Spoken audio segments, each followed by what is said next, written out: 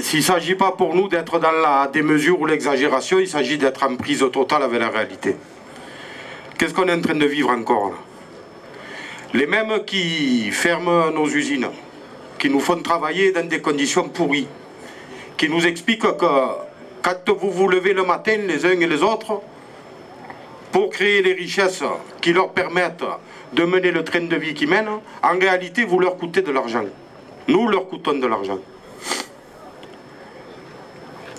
Ils arrivent à expliquer que les chômeurs, les précaires, ce sont des parasites et des profiteurs. Mais qui va se partager 80 milliards d'euros de dividendes qui sont ce que vous avez créé comme richesse l'année dernière? Est-ce que ce sont les chômeurs et les précaires? Est-ce que ce sont vous qui avez créé ces richesses-là? Ou la poignée de milliardaires qui se goinfrent depuis des décennies? Ce sont ceux-là, camarades, qui vont se gaver. Ce sont ceux-là. Si nous ne mettons pas le niveau, ce sont ceux-là qui vont se gaver. Et le moment dans lequel nous sommes doit nous permettre non seulement de leur imposer une défaite sur la question des retraites, mais y compris de poser en grand partout la question d'une autre répartition des richesses, tournée vers la satisfaction des besoins et vers la réponse aux besoins des travailleurs, de leurs familles et des populations. C'est le moment dans lequel nous sommes. Et la CGT, comme l'ensemble des organisations syndicales du pays, et à travers elles, l'ensemble des travailleurs et des travailleuses, est mis au défi, sont mis au défi, d'être au niveau, d'être inventif, d'être déterminé, d'être lucide sur ce qui nous revient de droit et sur ce que nous devons aller chercher. Alors camarades, oui, nous ne devons plus rien lâcher, mais non seulement on ne doit plus rien lâcher, mais on doit tout leur reprendre, camarades, parce que sans nous, ils ne sont rien. La limite, camarades, elle est là où nous la mettrons. C'est pas ni au gouvernement, ni même à l'intersyndicale de décider où nous devrons nous arrêter. Et il ne s'agit pas encore une fois là de faire de la surenchère. Quelques chiffres, hein. Je suis un grand mathématicien économiste de Jean Moulin à Port-de-Bouc. 80 milliards d'euros de dividendes, 250 milliards d'aides publiques, 100 milliards d'évasion fiscale. Vous savez combien de retraites à 2000 € par mois on peut financer avec ça? Vous savez quelle impossibilité ça donne de porter le SMIC à 2000 €? Aucune. Des millions de retraités qu'on peut sortir de la misère. Ceux-là même sur qui ils crachent.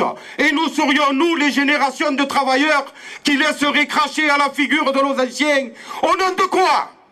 Et dans le même temps, nous devrions accepter qu'ils piétinent nos enfants, notre jeunesse, celle à qui ils disent vous n'aurez pas le droit à la retraite. Mais qui serions-nous, camarades? La clause grand-père, ils savent ce que c'est un grand-père, eux? Vous voulez qu'on leur parle de nos grands-pères? Ce qu'on a vu avec le dos cassé, ce qu'on a vu cracher des molars noirs comme le goudron. Ils le connaissent, eux, ça? C'est le cholestérol qui le mange à eux. Tellement ils se gavent de foie gras. Ils veulent qu'on leur parle de nos grand-mères, toutes fines, malades. Il nous faut gagner le respect, camarades. Le respect. Ici, il n'y a que des créateurs et des créatrices de richesse. Sans nous, ils ne sont rien. Ils ne valent rien. Camarades, on va tout leur reprendre. Qu'on nous explique, bloquer le pays, c'est pas bien. Manifester, 2 minutes. Le 19 annoncé, un peu tard, on est en colère, tout ce qu'on veut. Les médias, qu'est-ce qu'ils disent? C'est pas bien de bloquer le pays. Travailleurs, ne vous mettez pas en grève. C'est pas bien de bloquer le pays. Il va y avoir des pénuries. 10 millions et quelques de pauvres. La pénurie pour cela, c'est du 1er au 31. Par-delà ces 10 millions de pauvres, c'est les travailleurs pauvres. Cela, la pénurie totale, c'est du 9 au 31. Et nous craindrions les pénuries. Mais qu'il y ait des pénuries de tout, camarades. En Ukraine, ils fabriquent la moutarde, les fusées, les crayons, les voitures. Est-ce qu'ils ne nous prendraient pas un peu pour des cons, quand même? Nous craindrions, nous, les pénuries. Mais la pénurie, elle nous est imposée par ceux-là même que nous gavons. Passé le 19, avec 8 millions et quelques de grévistes dans le pays, Ils se sont dit, on va arrêter de leur dire, c'est pas bien de faire grève. Qu'est-ce qu'ils expliquent depuis? Travailleurs, rappelez-vous que vous êtes pauvres et remplis de crédits. Si vous faites trop de grève, vous allez être emmerdés. Mais ils croient qu'on ne le sait pas. Ils nous prennent pour des abrutis à ce point. Alors la solution, c'est quoi? Il a dit, Manu, c'est le 31, passer la barre des 10 millions de grévistes. Arracher des grévistes, des arrêts de travail partout. Pour aller au blocage de l'économie. Camarades, pour leur faire vivre un petit peu ce que nous vivons, nous, en permanence. Et quand je parle de bloquer l'économie, on n'est pas sur la thématique bloquer le pays. Le pays le bloque tout seul. Bloquer l'économie, ça nous amène à quoi? À faire que le patronat, et particulièrement le grand patronat, prenne son téléphone, appelle Macron et lui dise, frère, pour ce que tu veux nous faire gagner là, tu es en train de nous faire perdre le double, le triple, le quadruple. C'est ça qu'il nous faut gagner.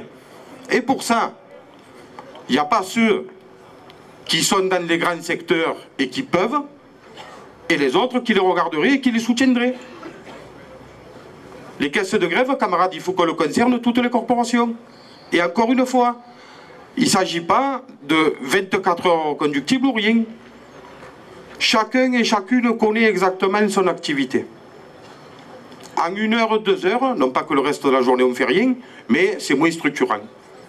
En 1 heure, 2 heures, dans certains secteurs, on peut faire mal à la production.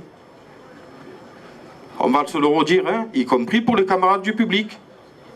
On recule l'ouverture d'un pli d'un marché public de 24 heures, 48 heures, 72 heures. C'est autant d'argent qui ne tombe pas dans l'escarcelle des grands groupes de la construction, des travaux publics.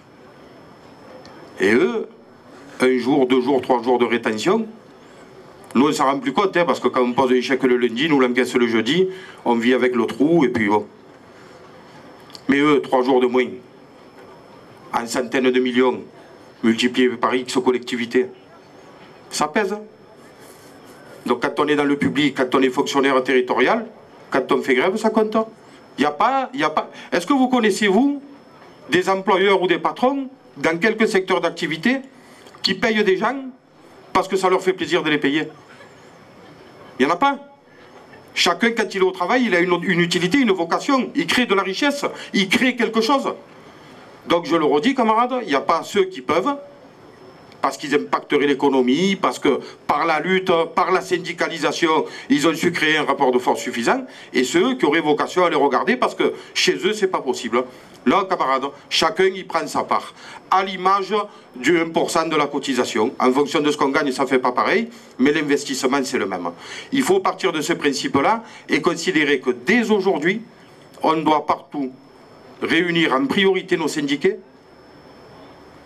derrière réunir les salariés et leur faire décider des modalités d'action pour que chacune et chacun prenne sa part dans ce qui s'annonce, camarades, ayez-le bien en tête, comme une victoire historique du mouvement ouvrier sur un des gouvernements les plus réactionnaires que nous aurons eu dans le pays. Si chacun assume ses responsabilités, nous ne sommes pas loin de les ruiner, camarades. Et derrière la question de la retraite à 64 ans, il nous faut imposer partout le débat sur la retraite à 60 ans, 55 ans pour les métiers pénibles. Un SMIC à 2000 €, ça a été dit. Il ne s'agit pas que de formules, il s'agit de reprendre l'ensemble des richesses que nous créons pour répondre aux besoins des travailleurs et de leurs familles. Camarades, on n'a jamais été si près d'y arriver. Que chacun le mesure. La part prise par les uns et les autres comptera à l'arrivée. Personne n'a la solution tout seul. Par contre, tous ensemble, et c'est là où le tous ensemble prend toute sa plénitude, nous avons les moyens de les faire reculer, d'imposer le progrès social et faire en sorte que ce qui se joue depuis des décennies dans le pays, à savoir le discrédit jeté sur les organisations syndicales, sur l'action collective, sur l'investissement individuel au service de toutes et de tous, que ça soit enfin inversé et que nos organisations redeviennent de véritables organisations qui permettent l'émancipation des travailleurs et des travailleuses et qui les mènent au progrès social. Camarades, je ne vais pas dire l'heure est grave, mais franchement la partie est belle à jouer. Ceux qui se tiendront en dehors de ce combat auront à s'expliquer devant l'histoire, mais avant tout devant leurs aînés et devant leurs enfants. Nous faisons le choix d'aller jusqu'au bout, non par jusqu'au boutisme, mais parce qu'il est nécessaire enfin de faire relever la tête à l'ensemble du monde du travail dans ce pays, parce que nous sommes conscients que les richesses existent, parce que nous sommes conscients que nous sommes les créateurs de richesses. Camarades, c'est plus qu'une question technique d'âge de départ à la retraite, c'est une question de choix de société. Leur capitalisme qui mène le monde à la faillite, qui mène la planète à la catastrophe, nous n'en voulons plus. Nous ne voulons plus de leur monde.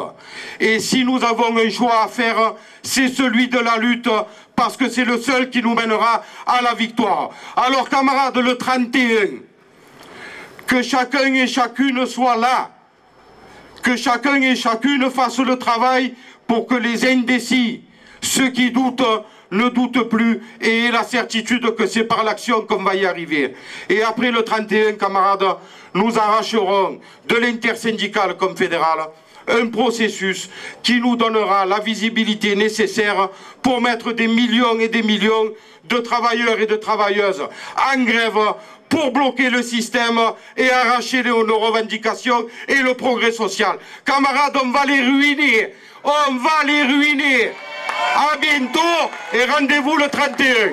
Demain matin, camarades, avant qu'on se quitte, Eric l'a dit, nous avons eu il y a quelques jours une action en direction de l'inspection du travail pour leur rappeler que dans ce département, un certain nombre de directions s'amusaient à mettre la pression sur les militantes et les militants de la CGT. Demain matin, toutes celles et tous ceux qui le peuvent, il nous faut être à la pique. Centre de tri, comment on dit? À la pique à Vitrolles, à 9h30. À 9h30. Lundi prochain, même heure, à Rennes. Marseille-Colbert. Encore une fois, c'est pas parce que nos camarades postiers, ils sont beaux, gentils, hein, camarades. Si dans la période où nous avons la charge d'aller expliquer aux salariés qu'il faut qu'ils se mobilisent, nous ne pouvons pas nous permettre de laisser des nôtres se faire massacrer par le patronat sans qu'il y ait une réaction à la hauteur de l'ensemble des organisations syndicales de ce département.